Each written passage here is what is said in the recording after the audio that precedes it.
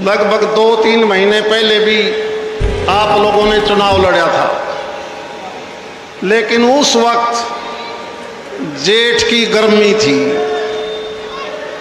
और जेठ की गर्मी में कितनी लू चलती है वो आपने और हमने देखी है। अरे तो जेठ भी चला गया, गर्मी भी लिकड़ ली, अब तो माहौल बिल्कुल आपके पक्ष में आ गया। जब गर्मी चली जाती है तो आप समझते हो, फिर उसके बाद रास्ता साफ हो जाता है। तभी तो उस वक्त खासकर उत्तरी भारत से लेकर महाराष्ट्र तक एक बहुत बड़ी आंधी गर्मी की चलती थी, क्योंकि वो महीने कुछ ऐसे होते हैं जिसका भी हाथ लाओ हाथ भी जल जाता।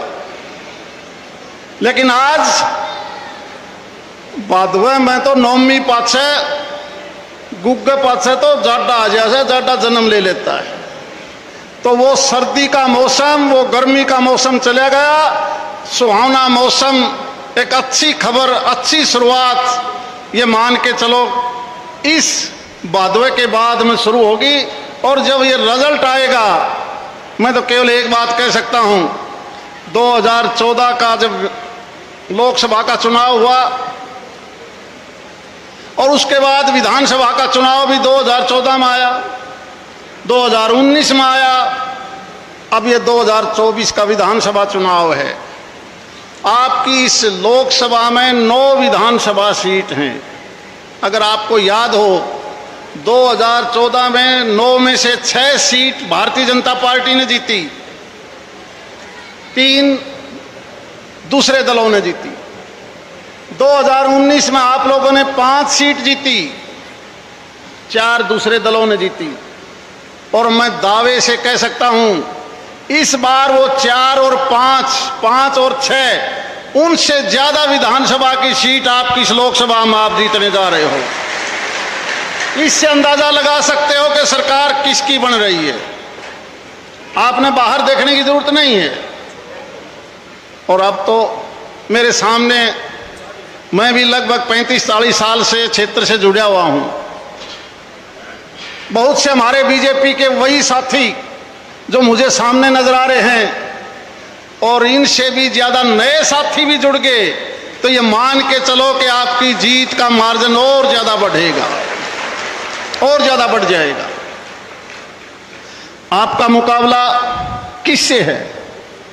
उस पार्टी से है जो पार्टी का बड़ा लीडर विदेश में जाके भी एक बात को हजम नहीं कर पाया। आप और हम सब देश के लिए, प्रदेश के लिए, परिवार के लिए, सोसाइटी के लिए काम करते हैं। हम चाहते हैं कि हमें नौकरी मिले, डेवलपमेंट हो, खेती का ठीक भाव मिले, पानी मिले, सड़क अच्छी हो, और नहीं तो बड़े उद्योग लग जाएं। और उसका वो कांग्रेस का लीडर विदेश में क्या कहता है?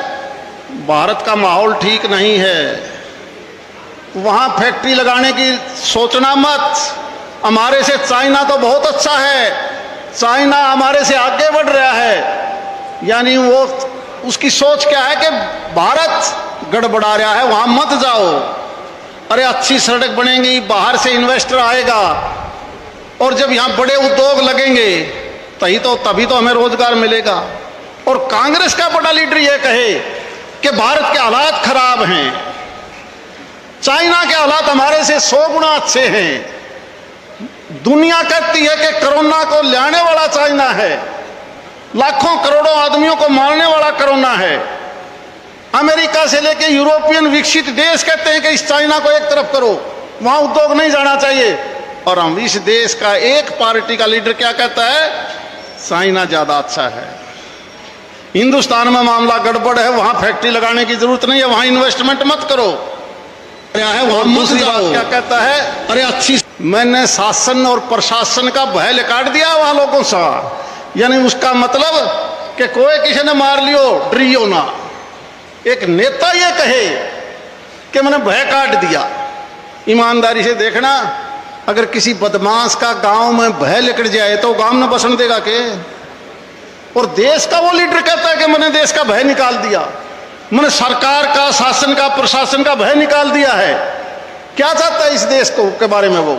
इसलिए हमने चुनाव के अंदर सही आत्मा से फैसला लेके, वोट गिरने के बाद कई बार आदमी सोचता है अरे यार मैं तो गलत वोट डाला।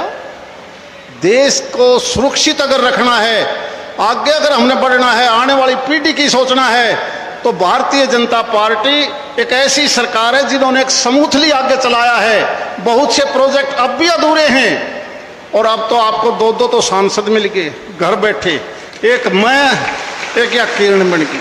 और मन ने तो ऐसा और लग गया एक और बात, क्योंकि मुझे लगता है मैं कई बार देखता हूं ये जो बीच में बनते हैं ना, कई बार राज्यसभा में 1.5 साल खातर, 2 साल खातर, वो अगली टर्म भी ले लें 6 साल वाली, या तो 8 की बना दी।